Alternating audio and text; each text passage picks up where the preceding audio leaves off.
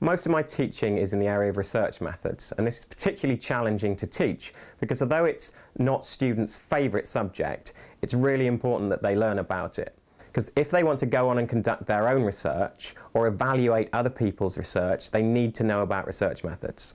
I believe it's important that students are practically engaged with their learning because it allows them not only to develop skills, but also to discover things firsthand and not just rely on being told about things by their teachers. I try to use practical exercises in my teaching whenever I can. One example of this relates to the teaching of random sampling. Random sampling is a very important issue in research methods, but it's one that students often find difficult to grasp.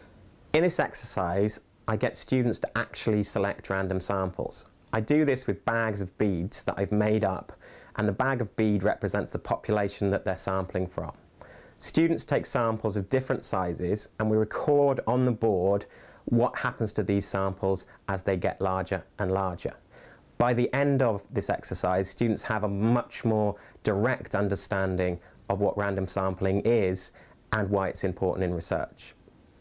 Another thing that students find it hard to grasp is statistical distributions. These are a rather abstract concept, but one that can be really nicely illustrated by cooking popcorn.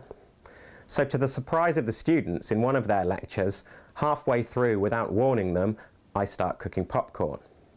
We listen to how the popcorn sounds, and then I explain to the students that popcorn pops in a normal distribution. By doing this, it relates a very abstract concept to something that all students are familiar with, and as a bonus at the end, they get to eat some popcorn.